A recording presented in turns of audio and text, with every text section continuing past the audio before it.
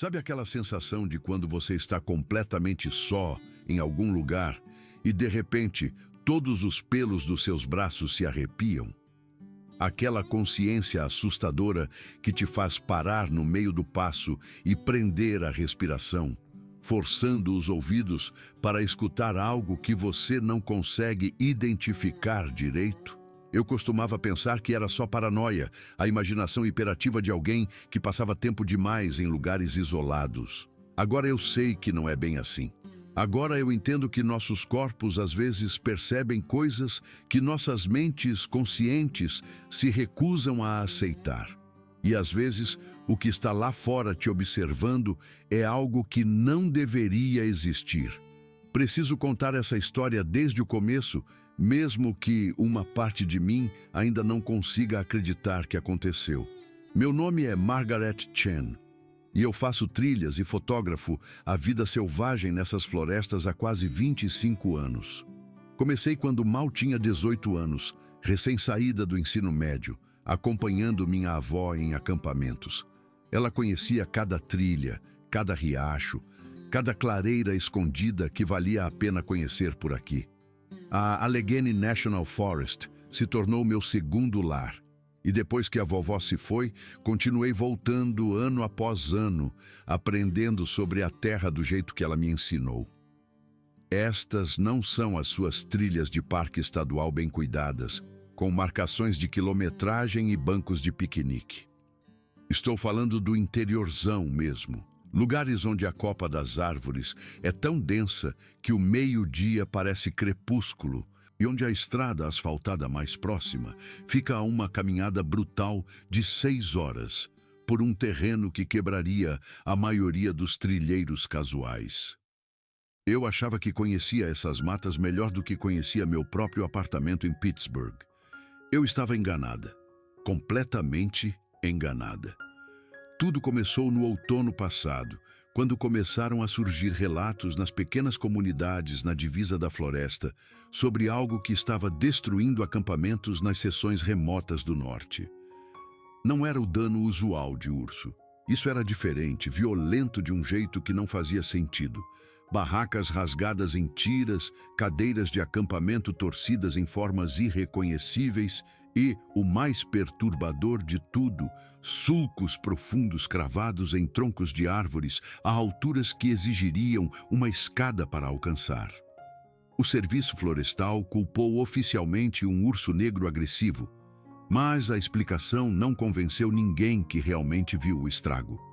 Eu já vinha encontrando pegadas estranhas há semanas antes de decidir instalar minha primeira câmera. À primeira vista, quase pareciam pegadas de urso, mas algo estava errado. Eram muito alongadas, muito estreitas no arco do pé, e apareciam em padrões que sugeriam locomoção bípede. As pegadas eram enormes. Eu medi um conjunto perto da travessia de um riacho e a maior pegada tinha 17 polegadas do calcanhar à ponta dos dedos. Mais preocupante era o comprimento da passada.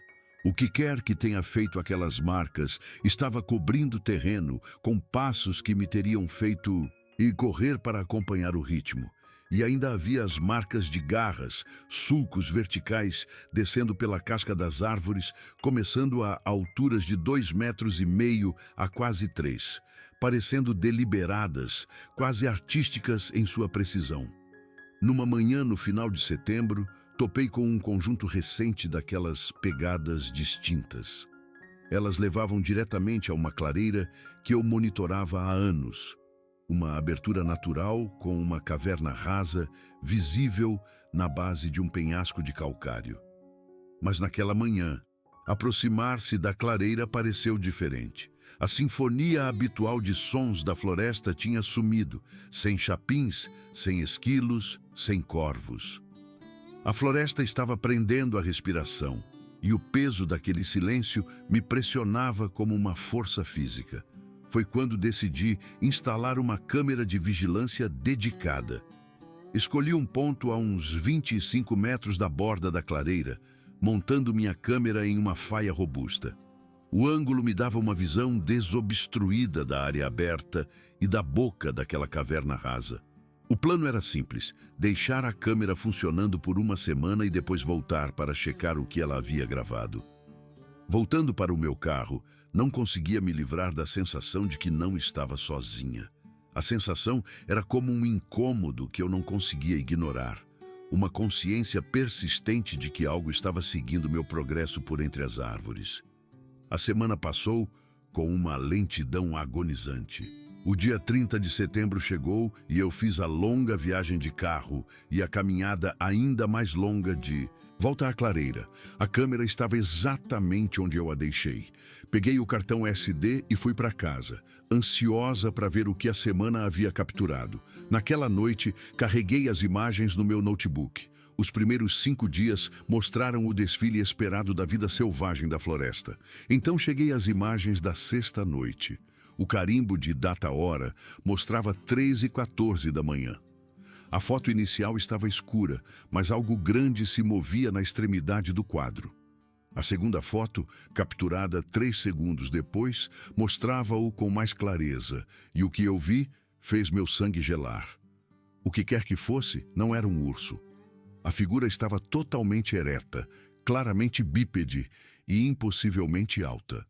As proporções do corpo estavam erradas para uma pessoa. Os ombros muito largos, o tronco muito grosso, os braços muito longos. A figura inteira estava coberta por um pelo denso e escuro.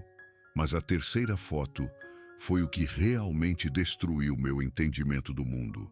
A criatura tinha se aproximado, perto o suficiente para que eu pudesse distinguir detalhes na imagem infravermelha. Estava olhando diretamente para a minha câmera. O flash havia refletido em 2 olhos, dando a eles uma qualidade fantasmagórica e luminescente, e o ângulo da cabeça deixava absolutamente claro que a criatura havia notado meu equipamento e o estava examinando ativamente. A quarta foto mostrava a clareira vazia novamente. Fiquei olhando para aquelas imagens por horas, tentando desesperadamente me convencer de que estava vendo algo normal. Liguei para minha amiga Denise, uma veterinária cética, na esperança de que ela pudesse dar uma explicação. Mas quando mostrei as fotos a ela, sua confiança de sempre vacilou. Após 20 minutos de exame silencioso, ela finalmente disse: "Maggie, eu não sei o que é isso. Nunca vi nada parecido." Pela manhã, tomei uma decisão da qual mais tarde me arrependeria. Eu precisava de imagens melhores. Passei o dia seguinte reunindo minhas 2 câmeras de trilha adicionais, baterias extras e cartões de memória. O plano era criar uma formação em triângulo ao redor da posição da minha câmera original, estabelecendo campos de visão sobrepostos que capturariam qualquer coisa que se movesse pela clareira de múltiplos ângulos. 2 dias depois, voltei para a floresta. Assim que me aproximei da clareira, aquele mesmo silêncio opressor se instalou. Montar as câmeras levou mais tempo do que eu esperava, e durante todo o tempo em que trabalhei, não consegui me livrar da sensação de estar sendo observada. Foi enquanto posicionava minha terceira câmera que encontrei a primeira pegada recente. Estava lá, numa mancha de lama macia, nítida, como se tivesse sido deixada de propósito para eu encontrar, bem ao lado de onde eu estava ajoelhada. A pegada era recente, não podia ter mais de um dia. O que quer que a tenha feito poderia ter estendido a mão e me tocado enquanto eu me concentrava na minha tarefa. A percepção disso me causou um arrepio na espinha. Terminei de montar as câmeras o mais rápido que pude. Voltando para o meu carro, a sensação de ser observada era mais forte do que nunca. Várias vezes tive certeza de que ouvi algo se movendo paralelamente ao meu caminho por entre as árvores. Em um ponto, parei e ouvi o que parecia ser um galho pesado, quebrando em algum lugar atrás de mim, seguido pelo farfalhar de algo grande se movendo pela vegetação rasteira e densa. 3 dias depois, decidi checar minhas câmeras mais cedo. A caminhada de volta transcorreu sem incidentes até eu chegar perto. Foi quando percebi que algo tinha dado terrivelmente errado. A primeira câmera que verifiquei, perto da entrada da caverna, tinha sumido. A alça de montagem havia sido quebrada e a própria câmera completamente removida. A segunda câmera ainda estava no lugar, mas havia sido deliberadamente reposicionada para apontar de volta para a trilha pela qual eu sempre me aproximava. Minha câmera original permaneceu, mas quando me aproximei, pude ver grandes marcas de dedos borradas na carcaça da lente. Não humanas. Recuperei os cartões de memória das minhas 2 câmeras restantes e fui embora. Naquela noite, descobri que minhas piores suspeitas se justificavam. As câmeras haviam capturado imagens extensas da criatura examinando meu equipamento. As imagens eram mais nítidas, mostrando-a se aproximando de cada local de câmera, passando vários minutos em cada um, com o que parecia ser uma atenção cuidadosa e sistemática. Mas a imagem mais perturbadora foi a última capturada, tirada apenas 2 horas antes de eu chegar à clareira. A criatura estava parada na borda da linha das árvores, parcialmente escondida, e parecia estar observando a trilha pela qual eu me aproximaria. Estava me esperando. Naquela noite mal dormi. Na manhã seguinte, tomei uma decisão que ia contra todos os meus instintos. Decidi passar uma noite na floresta perto da clareira. Arrumei uma barraca pequena, um saco de dormir e a espingarda calibre 12 que eu guardava para encontros com ursos. O plano era montar acampamento a uns 200 metros da clareira, em uma pequena elevação que me daria uma visão clara. Me acomodei para esperar a escuridão. Nas primeiras horas, tudo parecia normal. Por volta das 10h15, os sons noturnos normais começaram a desaparecer um por um, até que a floresta ficou quase completamente silenciosa. Foi quando ouvi os passos. Eram pesados, bípedes e bem espaçados, movendo-se lentamente ao redor do perímetro da clareira abaixo. Por volta da meia-noite, os passos pararam. Então, ouvi movimento diretamente atrás da minha posição de acampamento. Virei-me lentamente, mas não consegui ver nada na escuridão. Então ouvi passos à minha esquerda e mais movimento à minha direita. Eu estava cercada. Pelas próximas 2 horas, fiquei sentada imóvel, ouvindo o movimento ao redor da minha posição. Várias vezes, ouvi o que pareciam ser vocalizações baixas e guturais, como se estivessem se comunicando uns com os outros. Por volta das 3 da manhã, tudo ficou quieto novamente. Pouco antes do amanhecer, cochilei por alguns minutos. Acordei quando ouvi o zíper da minha barraca sendo aberto.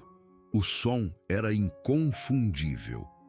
Na penumbra do amanhecer, pude ver uma grande forma escura agachada ao lado da entrada da barraca, mexendo no zíper com uma destreza notável. Prendi a respiração e permaneci completamente imóvel. A criatura passou vários minutos examinando o interior da minha barraca, enfiando a mão e movendo as coisas silenciosamente. Ela puxou meu saco de dormir e pareceu estar apalpando o material. Quando terminou, foi para a minha mochila, retirando os itens um por um, examinando-os com aparente fascinação e depois colocando-os de volta. Durante toda essa investigação, ela se moveu com uma fluidez, uma economia de movimento quase graciosa, que sugeria um poder físico tremendo, cuidadosamente contido. Depois de talvez 20 minutos, ela se endireitou, um movimento que me deixou extremamente ciente de quão alta era, e se afastou por entre as árvores. À luz do dia, encontrei pegadas por toda parte, mostrando pelo menos 3 indivíduos distintos. Mas a descoberta mais perturbadora estava me esperando no meu carro. Grandes marcas de mãos cobriam a porta e a janela do lado do motorista. Eles haviam encontrado meu carro e o examinado minuciosamente. Eles sabiam de onde eu tinha vindo, onde eu tinha acampado e como eu planejava ir embora. Naquela noite, fiz algo que nunca tinha feito antes. Pesquisei online o que eu havia vivenciado. Encontrei centenas de relatos semelhantes de toda a América do Norte. Pessoas descrevendo encontros com criaturas grandes, inteligentes e bípedes, que demonstravam uma curiosidade notável.